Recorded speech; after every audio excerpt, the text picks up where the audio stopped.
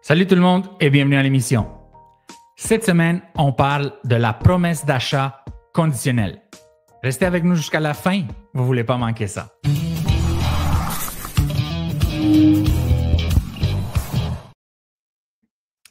David, la promesse d'achat conditionnelle est une étape clé dans le processus d'achat d'une maison, établissant le cadre de l'entente entre l'acheteur et le vendeur. Ce document légal inclut des éléments essentiels tels que l'identification de la propriété, l'adresse, le prix, les modalités de paiement, les conditions de vente et les échéanciers. Si certaines conditions spécifiées ne sont pas remplies, l'entente peut être annulée. Ma première question, David, c'est dans ton expérience et avec les clients dans les derniers 10 ans, disons, est-ce que tu as déjà eu une promesse d'achat qui a été cancellée, annulée suite à l'inspection ou au non-financement, par exemple? Oui, c'est arrivé à plusieurs reprises. C'est des choses qui arrivent. On ne l'espère pas, mais pour personne. Parce que quand ça arrive à l'inspection, là, des fois, ça peut être un problème grave qu'on ne savait pas qu'il était là. Fait que des fois, c'est des mauvaises nouvelles. Exact. Et c'est quoi vous faites? Qu'est-ce que tu fais dans ce temps-là? Disons, ton client, il aime la propriété, il a une condition de financement 14 jours plus tard, et là, 12 jours plus tard, il reçoit la malheureuse nouvelle. Habituellement, dans la clause du financement, tu as deux options. Si jamais tu mets un délai préétabli, fait qu'à partir du moment que c'est accepté, c'est là que les conditions commencent. Dans la situation où est-ce que l'acheteur, dans le fond, même si l'acheteur est préapprouvé, ça, c'est aussi une affaire que les gens, des fois, ils ne savent pas. Là. Il faut quand même que la banque, un coup que tu fais l'offre d'achat, il faut qu'elle approuve le prêt spécifiquement pour la maison en question. Parce que, tu sais, les autres, ils ont des vérifications à faire. Tu sais, si la maison, elle aurait, exemple, des problèmes d'infiltration d'eau, ça se peut que la banque, elle soit plus réticente à prêter, puis elle va peut-être exiger qu'il y ait des travaux qui soient faits dans le futur ou immédiatement. Fait que c'est pas parce que tu es préapprouvé que nécessairement tu fais une offre puis que tu as le prêt tout de suite. Il faut que la banque elle dise oui, c'est correct, le prêt est accepté pour cette maison-là. Fait que tu as un certain délai à respecter. Si tu n'obtiens pas le financement dans le délai requis, le vendeur, il y a deux options. Soit qu'il rend la promesse d'achat nulle et non avenue, ou soit qu'il oblige l'acheteur à aller voir un autre prêteur de son choix. Habituellement, si c'est un refus de la banque, habituellement, on rend la promesse d'achat nulle parce que s'il ne passe pas pour une banque en X, il risque peut-être de ne pas passer pour une autre banque. Fait que, habituellement, on rend l'offre d'achat nulle. Ou sinon, si c'est une question, il manque des documents, on peut prolonger le délai pour laisser le temps à l'acheteur de faire son financement. Mais si c'est bien rare, moi, ça ne m'est jamais arrivé qu'on obligeait l'acheteur à aller voir une autre institution financière. Il faudrait quand même que l'acheteur soit peut-être sur de mauvaise foi. De lui-même, il fait semblant qu'il ne peut pas passer peut-être, puis il laisse les délais courir parce que finalement, il décide de ne plus acheter la maison. Mais il y a d'autres clauses à cet effet-là qui pourraient annuler l'offre d'achat après des vérifications diligentes. Là. Il ne faudrait pas qu'il utilise la condition du financement pour annuler l'offre d'achat. Donc, voilà. Je ne sais pas si ça répond à ta question. La question des gens, oui, probablement. Sinon, ils peuvent nous mettre des commentaires et on va préciser. Mais oui, moi, j'ai compris. Ça aide aussi que j'ai été courtier. C'est sûr que ça aide un petit peu. Donc, et l'autre, il y en a d'autres. Il y a aussi, disons, si tu fais des examens, j'ai déjà vu ça dans mon cas, un examen par caméra des égouts. Donc, suite, ils ont découvert que c'était bouché. Donc, ils n'ont pas voulu acheter la propriété. Ça va arriver aussi à des tests. Il y a aussi une annulation d'une promesse d'achat suite à une inspection. Est-ce que tu veux parler un peu le processus dans le cas des inspections? C'est quoi la différence avec le financement? Mettons, financement, inspection, là, c'est pas mal les clauses les plus standards dans une offre d'achat parce que, premièrement, le courtier immobilier il va être obligé de suggérer à son client de faire une inspection. Il faudrait vraiment que ce soit l'acheteur de lui-même qui décide, moi, non, j'en fais pas. Fait que nous, on a un devoir déontologique par rapport à ça. Là, l'inspection, tu fais une inspection par un inspecteur qualifié. Il y en a des fois qui font faire des inspections... mais là, c'est l'acheteur, il faut qu'il choisisse en toute connaissance de cause. Là, si c'est un inspecteur qui ne fait pas partie de l'association des inspecteurs et qui n'a pas d'assurance, c'est plus risqué parce que là, l'acheteur n'aura pas de recours contre la personne qui inspecte la maison. Mais dans tous les cas, tu fais faire, si tu prends un inspecteur qualifié qui fait partie de l'association avec l'assurance, tu fais faire l'inspection. Si moindrement, il y a quelque chose dans l'inspection mais la clause, ça dit s'il y a quelque chose de significatif pour l'acheteur, qu'il ne satisfait pas, il peut annuler l'offre d'achat. Mais tu sais, la clause est tellement at large que théoriquement, ça pourrait être vraiment là, n'importe quoi. Exact. Moi, j'ai jamais vu, mettons, un acheteur qui annule une offre d'achat. Exemple, qu'il y a un problème mineur. Ça peut arriver que pour l'acheteur, pour lui, c'est significatif. Si pour lui, c'est important que le caulking autour des fenêtres, le calfeutrant, là, pardon, mon anglicisme. Pour lui, c'est important que ça soit fait, puis que c'est pas fait, puis là, il prend peur, mettons. Il est peut-être mieux de pas acheter une maison dans ce temps-là si ça lui fait peur, là, mais bref. Exact. Si ça lui fait peur, puis il annule, ça serait une raison suffisante. Mais là, c'est sûr que si ça se rend devant les tribunaux, puis le vendeur voudrait poursuivre l'acheteur parce qu'il dirait qu'il a annulé l'offre d'achat pour aucune raison. Je ne sais pas qu'est-ce que le juge dirait, mais ça serait facile de l'acheteur pour dire, ben là, pour moi, c'était significatif. Au prix que je payais, je ne voulais pas refaire le calfeutrant partout, exemple. Fait que ça serait vraiment un problème mineur. Souvent, le calfeutrant, c'est mineur autour des fenêtres. Fait que peu importe la raison, théoriquement, il peut annuler l'offre d'achat. Puis là, je veux juste rajouter, si jamais il y a quelque chose, des fois, que ça coûte 5 000 ou 10 000, l'acheteur, durant son délai d'inspection, il peut essayer de renégocier la maison avec des soumissions en fournissant les documents au vendeur. Puis là, le vendeur, il a le choix. Il peut dire oui, non. Il peut essayer de faire une contre-offre à sa négociation à cause de l'inspection. Si les personnes s'entendent, l'acheteur, c'est toujours lui qui décide unilatéralement de rendre l'offre d'achat nulle et non avenue. Fait que des fois, il peut même bluffer ou dire hey, pour moi, c'est important que tu baisses ton prix pour ça. Puis finalement, le vendeur dit non. L'acheteur peut dire OK, ben j'achète pareil. C'est ça, c'est lui qui a le gros bout du bâton dans l'histoire. Nice. Très bien expliqué. Très bien expliqué, David. Je veux te montrer un article, donc centris.ca, tu connais ce site. Oui. La promesse d'achat conditionnel. Donc, vendre une propriété est un processus complexe qui exige que de nombreux formulaires soient remplis et qu'ils soient conformes à la législation. OK? Ouais. Les conditions à l'achat. OK? Donc, on a parlé que la condition doit normalement comprendre tous les éléments essentiels à l'élaboration du futur contrat de vente, aussi appelé l'acte de vente. OK? Ouais. Donc, on y trouve entre autres la description du bien vendu, le prix de vente, les divers délais, les étapes en lien avec la vente, inclusion, exclusion, ainsi qu'un délai d'acceptation.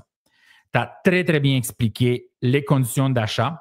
Ouais. Donc, qui sont une fois signées, acceptées. Puis il peut y avoir plusieurs conditions. Hein. Tu peux inventer une condition. Tu peux dire c'est conditionnel à une soumission de remplacer la fenêtre. Voilà. Du salon, mettons. Ou le permis de la ville pour construire un garage ou un carport. Là. L'important qu'il faut comprendre, c'est qu'il va y avoir un délai, puis une conséquence, passer le délai si la condition n'est pas remplie ou remplie. Là. Fait que faut que tu le fasses dans les délais requis. Si tu veux annuler, il faut que ce soit dans les délais. Sinon, il peut y avoir des conséquences si tu ne respectes pas les délais. Ça peut être des conséquences que la condition est annulée et puis tu continues à acheter. Ça peut être que l'offre d'achat devient automatiquement annulée non avenue. Ça dépend comment la condition elle est faite. Fait que c'est important de respecter les délais. Exact. Dans la plupart des cas, la promesse d'achat est assortie des conditions, right? Ouais. Parce qu'il y a condition de financement, condition de permis, condition d'inspection. On parle alors d'une promesse d'achat conditionnelle. Exact. OK? Les conditions les plus fréquentes, d'ailleurs intégrées au formulaire obligatoire l'OASIC, sont l'achat conditionnel à l'inspection, au financement et à vérification de documents. Exact. OK? Certificat de localisation, blablabla. Mais il ne faut pas mettre le certificat de localisation dans cette clause-là. Parce qu'il y a déjà une clause à cet effet-là. Oui, je le sais, mais c'est quand même, faut vérifier. Oui, exactement, il faut vérifier ça, mais tu peux mettre, exemple, des factures Hydro-Québec, un paquet d'affaires soumission. Ça peut être des documents de copropriété, si c'est un condo, exemple. Exact. Donc, chacune des conditions prévues à la promesse d'achat est pourvue d'un délai dans lequel l'acheteur doit confirmer la réalisation au vendeur. OK? Exact. Ça, on a fait le warm-up, si on veut, là, l'introduction. Pour arriver au close. Et voilà, parce que on s'est parlé avant le podcast. Donc, moi, je me souviens, quand je disais quand j'appelais un courtier et je disais est-ce que tu acceptes une promesse d'achat conditionnelle? Ouais. Toutes les promesses d'achat sont conditionnelles. Exact. Sont toujours conditionnelles. Exact. Même si tu achètes sans financement, ils vont de condition, il faut que tu fasses la preuve de fond. Inspection. Exact. La preuve de fond, tu as raison. Exactement. Mais, exemple, même s'il n'y a pas d'inspection, mettons. Fait que de base, il faut que tu fournisses une preuve de fond. Fait que c'est une condition. Fait que c'est ça. Exact. Donc, et dans notre jargon de courtier immobilier, une promesse d'achat conditionnelle, c'est une promesse qui vend la propriété conditionnellement à la vente de la propriété de l'acheteur. Exact. OK? Donc, je vais juste lire, puis après, je vais te laisser réagir. Donc, ce que les courtiers immobiliers appellent une promesse d'achat conditionnelle, c'est une promesse d'achat qui a une clause de premier refus. Oui, spécifiquement pour la vente. Pour la vente de l'immeuble de l'acheteur. Donc, on commence. Parmi toutes les conditions qui peuvent être ajoutées à une promesse d'achat, donc ce qu'on a vu plus haut, là, financement, inspection, vérification de documents. Parmi toutes les conditions qui peuvent être ajoutées à une promesse d'achat, on retrouve également l'achat conditionnel à la vente de l'immeuble de l'acheteur dans un délai plus ou moins long. Ouais. Selon les conditions du marché, l'ajout d'une condition de vente peut nettement désavantager l'offre de l'acheteur face à d'autres potentiels. Ouais. Ainsi, l'acheteur dans cette position peut choisir d'inclure une clause connexe permettant au vendeur de conserver le privilège d'offrir son immeuble en vente avec une clause de premier refus. Ouais. Est-ce que tu voudrais expliquer ça? C'est un processus normal. Là, tu te promènes avec un acheteur, puis là, il décide, il n'a pas encore mis sa maison en vente, mais il veut faire une promesse d'achat. C'est ça. Mais comme tu as dit, c'est dans le jargon. Moi, si je parle à un autre courtier, c'est sûr, si je dis tu acceptes ton vendeur est ouvert à une promesse d'achat conditionnelle, on parle de cette condition-là spécifiquement de la vente de la maison de l'acheteur, parce qu'ils sont toutes conditionnelles, les offres d'achat. Fait que ça, c'est l'étape numéro 1. Et puis là, c'était quoi ta question, Dragoche? C'est ça, juste réagir, donc, de mettre le processus. Tu te promènes avec un acheteur. Okay. Salut, ça va? On va visiter cette propriété. Ah, il l'a aimé ou elle l'a aimé, la propriété. Là, ils font quoi, là, si on leur maison en vente? Souvent, ils veulent vendre leur maison, je veux dire. C'est ça. Souvent, c'est un acheteur, tu sais, il ne veut pas se retrouver, il ne veut pas subir le stress. C'est exemple, quand tu mets ta maison en vente, habituellement, tu vas avoir un délai, tu sais, pour quitter ta maison au lac de vente. Puis là, il ne veut pas se retrouver avec un délai sans avoir trouvé de maison. Parce que qu'est-ce qui arrive s'il ne trouve pas de maison le délai? Il va falloir qu'il se trouve une autre place où aller loger. Tu sais. Voilà. Il va stocker ses immeubles. Je veux dire, ses meubles. Fait que si tu n'as pas de plan B où aller, ou si tu n'as pas d'autres options, puis que ta seule option, c'est d'aller dans une maison, puis que toi, tu ne veux pas subir le stress de devoir absolument trouver une propriété dans les délais requis. Exemple, tu as 80 jours pour trouver, sinon tu es dans la rue. Fait que si c'est ça ta situation, c'est pour toi ce genre de promesse d'achat-là conditionnelle, ou tout simplement, ça peut être, tu trouves une maison, tu n'as pas eu le temps de vendre encore, puis là, tu veux absolument faire une offre, puis augmenter, puis attacher le vendeur.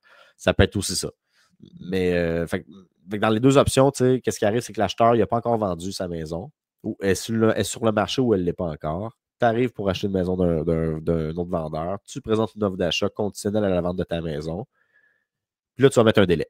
Fait qu'exemple, tu vas avoir 30, 60, ou ça peut être 10, ça peut être 90 jours pour vendre ta maison. Là, il y a la clause de premier refus. Dans le fond, c'est un privilège. Tu peux inclure dans cette clause-là laisser le privilège au vendeur de vendre à un autre acheteur. Parce que, tu sais, logiquement, là, il n'y a aucun. C'est ça qui te disait que ça peut désavantager l'acheteur parce qu'il n'y a aucun vendeur, logiquement, qui va geler sa maison 90 jours puis laisser 90 jours, mais qui ne peut pas vendre à personne. Fait que ça, c'est une possibilité. Là. Tu peux ne pas mettre cocher cette clause-là, puis le vendeur, il est pris pendant 90 jours, il faut qu'il attende que l'acheteur vende sa maison. Puis s'il n'a pas vendu, ben, il a perdu 90 jours, puis c'est dans ce délai-là. C'est ça. Fait que souvent, on va laisser le privilège de vente au vendeur. Puis il y a une clause de 72 heures qui laisse quand même l'avantage, la priorité à l'acheteur numéro 1 qui a fait la promesse d'achat conditionnelle à la vente de sa maison. Fait que, qu'est-ce que lui, le vendeur, peut faire à ce moment-là? C'est qu'il peut quand même continuer ses visites si jamais l'offre d'achat est acceptée là, de l'acheteur 1 qui veut vendre sa maison. Il peut continuer les visites. Si jamais un acheteur qui est intéressé, un acheteur 2, il peut faire une offre d'achat. Cet acheteur 2-là doit remplir toutes les conditions de son offre d'achat. Puis à ce moment-là, le vendeur, dans le fond, la clause de premier refus, il va envoyer une lettre à l'acheteur numéro 1 dire « Hey, tu as 72 heures pour remplir toutes tes conditions ou je vends à l'acheteur numéro 2. » Dans cette situation-là, le vendeur, mais là, l'acheteur 1, probablement, s'il ne peut pas financer. Des fois, ça arrive, il y en a qui peuvent acheter pareil. Là, oui. Moi, ça m'est arrivé à plusieurs reprises. Il ne voulait peut-être pas subir le stress. C'est ça. Mais là, s'il n'y a pas le choix, il va le faire. De vendre d'avoir deux maisons, mettons. C'est ça. Fait que là, dans 72 heures, il pourrait fournir une preuve de fonds. Mais c'est quand même court parce que s'il passe par la banque, c'est plus compliqué. Là. Des fois, 72 heures, c'est pas assez long pour. Même s'il peut, là, financièrement, ça peut être un délai assez long, surtout si tu reçois l'avis le vendredi. La fin de semaine, c'est fermé, fait que là, t'es mal pris. Mais des fois, tu peux acheter cash. Ben, il y en a qui ont de l'argent comptant, exemple, puis ils vont acheter quand même la maison finalement. Ils vont fournir la preuve de fonds. C'est ça. Fait que c'est un petit danger pour l'acheteur 2 parce qu'il faut qu'il paye une inspection peut-être. Et l'acheteur 1. Parce que l'acheteur 1 aussi, il paye inspecteur. Et oui, ça, c'est sûr. Il paye tout. Puis si l'acheteur 2, il chupe la maison. Mais l'acheteur 2, il ne sait pas si l'acheteur 1 peut quand même acheter. Tu sais. Des fois, exact. Des fois, tu vas demander au courtier, tu dis, hey, ton acheteur 1, il peut-tu acheter? Es-tu solide? Oui, c'est ça. Parce que tu n'as pas envie de risquer 600$ pour que finalement l'acheteur 1 dise, hey, je prends mon droit de 72 heures, puis voici mes conditions sont réalisées. Tu sais. Fait que c'est ça la démarche. Puis si jamais dans 72 heures, ben là, l'acheteur 1 n'est pas capable d'acheter ou il dit non, ben là, l'acheteur 2 va pouvoir acheter. Fait que tu sais, des fois, le vendeur, lui, il reçoit ça et la promesse d'achat conditionnelle à la vente de la maison de l'acheteur, il va peut-être dire OK, mais je me réserve le droit de vendre à un autre acheteur. Puis tu ne tires pas nécessairement une balle dans le pied, mais des fois, les acheteurs, ça peut bloquer certains autres acheteurs s'il y aurait déjà une conditionnelle parce qu'ils ne veulent peut-être pas faire d'inspection. Là. Fait que il faut quand même que tu y penses là, puis que tu demandes conseil à ton courtier.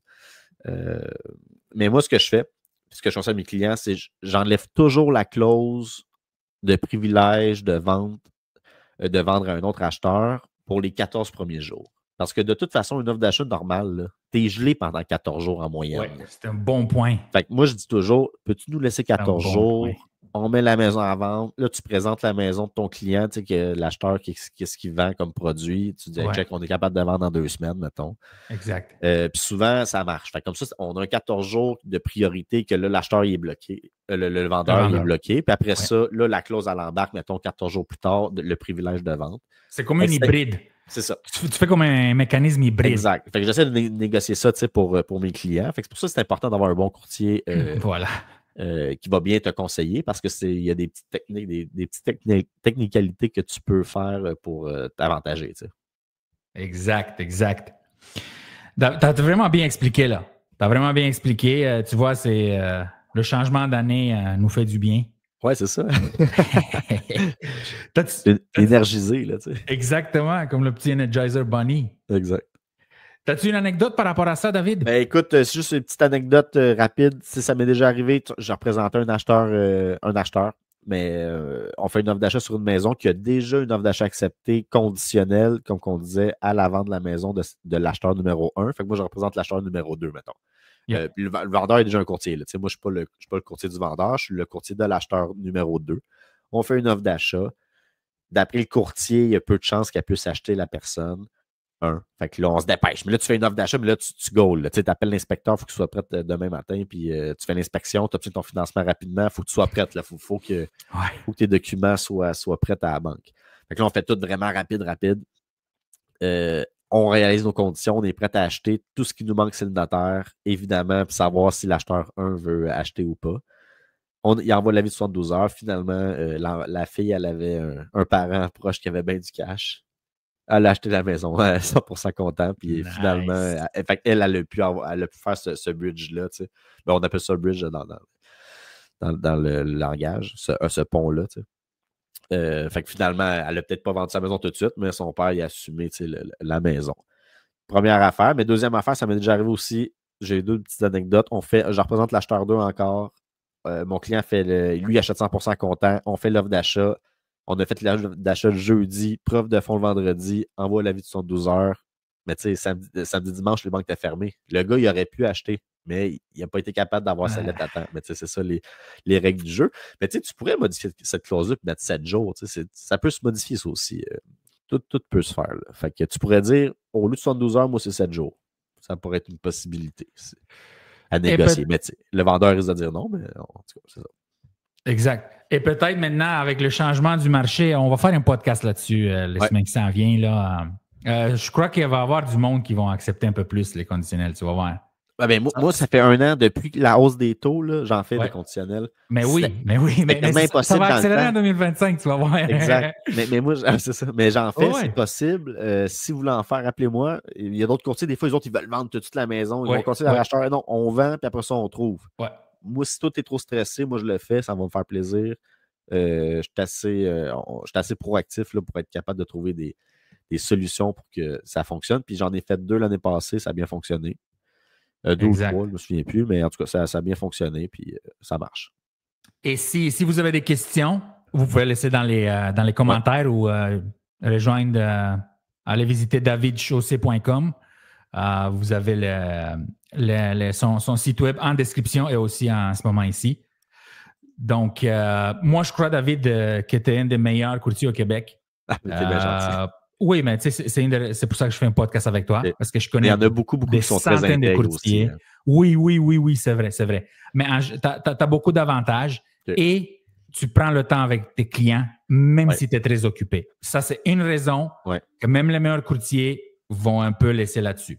Okay? Donc, c'est ça. Ça, c'est le plus important. Il faut que ton courtier prenne le temps et qu'il ajuste selon ce que toi, tu veux. C'est ça qui est important. Exact. Et puis, je voulais juste dire, parce que quand tu as le choix, si le vendeur a le choix de 2 offres d'achat, une conditionnelle à la vente d'une maison, puis une autre pas, il risque de prendre l'autre. C'est pour ça que ça désavantage. Fait que dans un marché comme là, que c'est pas des surenchères nécessairement tout le temps, ça va mieux. Là, versus avant que c'était pas mal impossible. Exact. Excellent, David. On va passer, définitivement, on va passer à la hausse généralisée des coûts de construction. Ouais. Donc, là, voilà, la tempête parfaite. Trudeau vient de démissionner. Il y a des gens qui disent que ça va partir en fou dans l'investissement. Il y en a qui disent que non, on va tomber en récession à cause des tarifs. C'est pas de celle-là que je veux parler en ce moment, de ces points-là. On peut en faire peut-être que les tarifs, tu parles des tarifs de Donald Trump. Oui, c'est ça. Mais peut-être que vu qu'il s'en va, peut-être Donald Trump va être plus doux. Puis oui, moi aussi, je crois ça. Content. Dans le fond, c'est qu'il n'aimait pas Justin Trudeau. Là. Non, du tout. Personne qui aimait Justin Trudeau. Moi, j'avais hâte que ça change personnellement. Là. Mais oui. Et moi, j'étais content quand il a été élu. Là. C'est bizarre, mais depuis quelques années. Et moi aussi, j'étais content, mais c'est tout le temps ça. Tu sais, C'était trop longtemps au pouvoir, 9-10 ans. Là. C'est trop. Là. C'est trop. Là. Bon, donc, un problème qui va survenir, c'est, selon les experts, qu'il y aura une hausse généralisée des coûts de construction en 2025. Ouais. C'est du moins ce que prévoient les acteurs du milieu, craignent que le secteur soit frappé par une tempête parfaite au cours des prochains mois. Ouais. Si tu te souviens, pendant la pandémie et les années d'après, là, les prix de construction, ils ont explosé. Je me souviens, il y avait des gens que les contracteurs, donc ceux qui bâtissaient des condos neufs, je connais un gars, Alexandre, qui m'a montré, c'était dans les dizaines de milliers de dollars la différence. Ah ouais. Donc, puis c'était un plus petit constructeur, donc contracteur. Ouais. Et il a très simplement dit, si chaque personne ne met pas, on va dire 25 000, OK? C'est pas ça le montant, mais c'est dans les dizaines de milliers de dollars. Je suis perdant. Je perds tout. On perd tout. Ton dépôt de, je sais pas, moi, je me souviens, c'est 40 ou 50 ou 100 000. Ben, tu le perds. Tout le monde perd ça. Fait que les gens étaient obligés de faire comme genre 20, 30, 40 000. Mais là, ça revient. Ça revient en 2025. Ouais. Et bon, c'est sûr qu'il y a plusieurs raisons, si on veut, mais check ce qu'il dit, que l'augmentation va se poursuivre. Malgré la baisse récente des taux d'intérêt, d'autres facteurs ne laissent croire que la tendance à la hausse se poursuivant. Ouais. La Sécu mentionne que la menace américaine d'imposer des tarifs, comme j'avais dit, de 25% sur le marché canadien pourrait avoir un impact majeur sur les coûts des matériaux. OK. Aussi, les conventions collectives qui viennent à échéance le 30 avril. Ouais. Et il y a aussi la réduction du nombre de projets. Ouais. Donc, c'est pas très, très encourageant, David. Vite, qu'est-ce que tu en penses? Sont-tu justifiés de parler de même ou ça va bien aller cette année? Et même là, je ne suis pas dans le domaine de la construction, puis en ce moment, je ne fais pas beaucoup de fait que je ne suis pas trop dans le domaine, mais je pense bien que ça fait du sens. Là. C'est depuis 2020 que ça fait ça. Exact. Puis maintenant, les entrepreneurs sont plus vigilants. Ils vont peut-être inclure des fois dans des contrats, check s'il y a une hausse de tel prix, ben, le contrat va être plus cher. Parce que le problème, c'est que ceux qui ne l'ont pas fait, mais tu sais, la personne d'entrepreneur qui est un peu malhonnête va dire, malhonnête, c'est soit qui fait faillite, ou il ne respecte pas le contrat. Voilà. Fait qu'il va dire à l'acheteur, ben là, moi, tu me donnes 20 000 de plus ou je le vends à quelqu'un d'autre. Puis là, l'acheteur, légalement, il a peut-être le droit, il y a peut-être des recours contre lui, mais ça te tente d'aller en poursuite. Ce qui est, ça va prendre 1 an, 2 ans, 3 ans. Je sais, mon jeune client qui est en poursuite là-dedans, ça fait 3 ans, c'est pas réglé. Là. Fait que, tu sais, l'acheteur, rendu, tu dis, ben, j'annule, leur donne-moi mon dépôt ou, OK, j'accepte. Ou tu essaies de renégocier. Des fois, tu es peut-être mieux de faire ça, même si c'est malhonnête du contracteur. Mais en même temps, le contracteur, lui, il veut faire du cash. Fait. C'est ça. Fait que ça, c'est ça la réalité. Mais faire attention des contrats, mais je pense que oui, ça serait justifié. Nice. Pourquoi je te demandais ça? C'est que la crise du logement a frappé fort en 2024. Ouais. Et la situation s'est détériorée. Donc, c'est quoi? La pénurie des logements, augmentation drastique des loyers. C'est fou. Éviction. La crise du logement s'est empirée au Québec cette année, n'a pas épargné aucune province de la... province de... OK. Aucune... Mais moi, dans mon sac... Aucune région de la province... J'ai pas beaucoup de personnes. Dans mon entourage, j'ai beaucoup d'amis qui travaillent en construction, qui gagnent bien leur vie, mais j'ai pas trop de. J'espère à quel point que ceux qui travaillent vraiment sur salaire minimum, ça doit vraiment. Ben, ça va pas bien, ça, on le sait, là, mais ça doit être tough, pareil. Là. Mais tout coûte tellement cher, ça n'a pas de Exactement. Et pourquoi je veux parler de ça, c'est vraiment le manque de logements abordables. Okay. Donc, selon la SCHL, même si le taux d'inoccupation de logements a légèrement augmenté, donc il y a un peu d'espoir. Il n'y a toujours pas assez de logements locatifs au Québec, surtout à des prix abordables. C'est de ça que je veux parler, le deuxième sujet. L'année a aussi été marquée par l'entrée en vigueur du controversé projet de loi 31. Donc, ce projet est destiné à limiter le droit d'éviction des locataires et renforcer la protection des locataires aînés. OK? Donc, on a ces problèmes, disons, là, avec la crise du logement. On a une tempête parfaite, si on veut, avec la hausse des coûts généralisés de la construction. Ouais.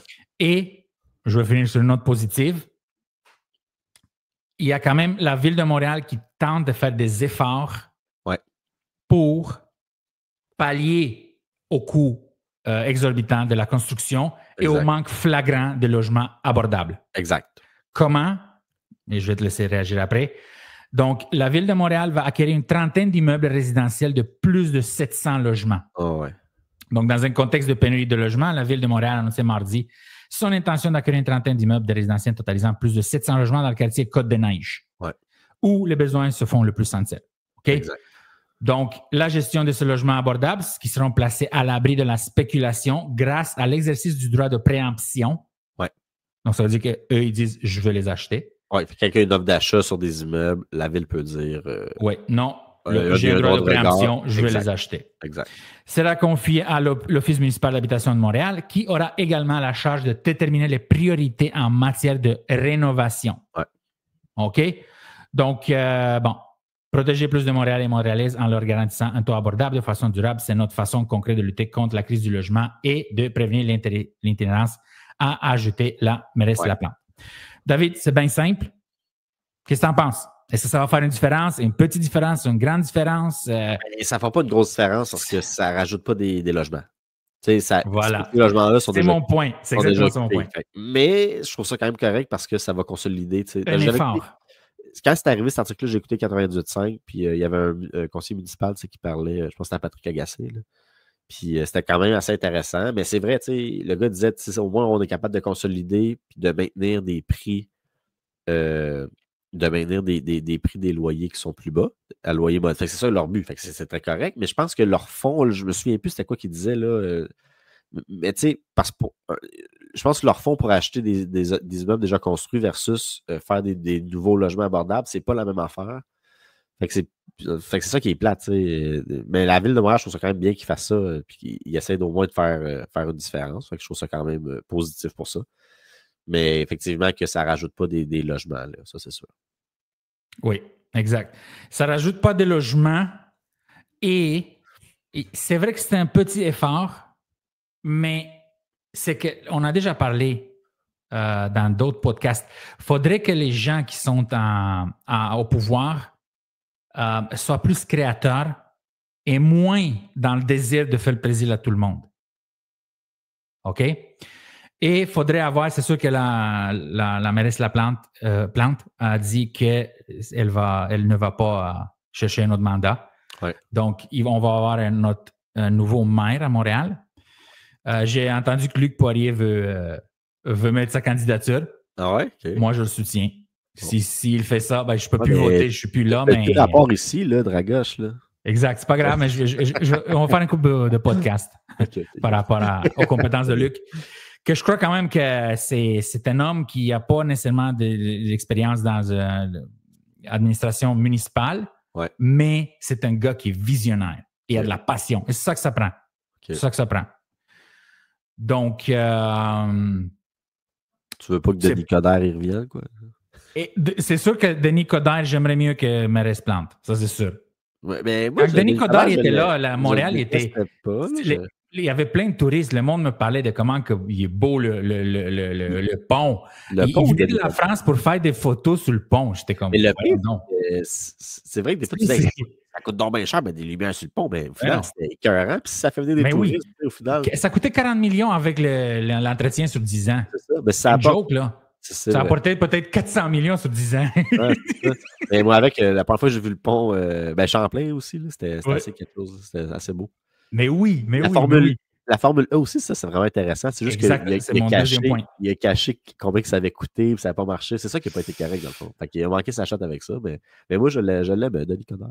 Moi aussi. Quand il a enlevé les boîtes postales avec un marteau piqueur. Ouais. Tu te souviens? Mais non, c'est une chicane de boîte de Post Canada. Là, puis là, il a enlevé il a brisé le béton, man. Il a brisé le béton. Il a dit enlève-moi ça d'ici. C'est cool. I love it. Ouais, c'est des gens qui ont la passion, qui, tu sais, c'est sûr. Puis le monde est tanné du monde woke, là, qui parle juste de whatever, là, que tout le monde est d'accord avec, mais on a des problèmes plus graves que. Au final, tout ce qu'ils disent, moi, toutes des revendications que, ben oui, je suis d'accord, tu sais, mais. Je m'en vais pas. Ben, bref, je ne marquerai pas là-dedans. Exactement. Bon, David, mais alors c'est tout. Moi, j'ai tout fait mes points. Est-ce que tu as d'autres choses à rajouter? Petite anecdote bien vite par rapport au coût de construction puis des loyers non abordables, c'est parce que j'avais un meeting avec un de mes clients. En passant, moi, je suis courtier immobilier. Il y en a qui pourraient être fâchés parce que je représente des gens qui sont. Que leur but, c'est de faire des projets très lucratifs puis de faire beaucoup d'argent, c'est des promoteurs. Mais moi, en même temps, c'est mon gagne-pain. Exact. C'est sûr, je représente là, des clients qui sont promoteurs, mais après ça, eux autres, c'est juste pour vous donner une idée des entrepreneurs. Mais en même temps, lui, il fait de l'argent avec ça. C'est comme n'importe quel entrepreneur qui veut faire de l'argent d'électricien ou il va charger de l'argent pour faire de l'argent. Il va charger le prix qu'il faut pour qu'il puisse gagner sa vie. Là. Mais ce promoteur-là, mon client, mais là, il y a un logement, je pense que c'est à Montréal, plus dans l'ouest de l'île, plus dans le coin de Ville-Saint-Laurent, je ne me rappelle plus exactement où. Puis c'est un nouveau logement. Fait qu'il a le droit d'augmenter ses loyers comme qu'il veut. Puis c'était avant la loi qu'il fallait. On en a parlé dans notre podcast. Là, maintenant, les nouveaux baux, il va falloir mettre un prix pour les 5 prochaines années à venir. Parce qu'un nouveau bail, un nouvel immeuble, le propriétaire peut augmenter les loyers comme qu'il veut durant 5 ans sans se fier au TAL, l'augmentation prévue par la TAL. Ouais.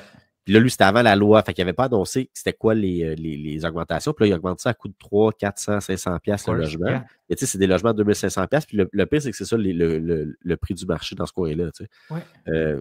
Fait que là, tu sais, lui, il fait ça. Mais c'est ça que la ville veut empêcher, c'est que la ville veut consolider des loyers. Fait que ça, c'est quand même très bien parce que les entrepreneurs vont toujours charger selon le juste marché, pour faire le plus d'argent possible.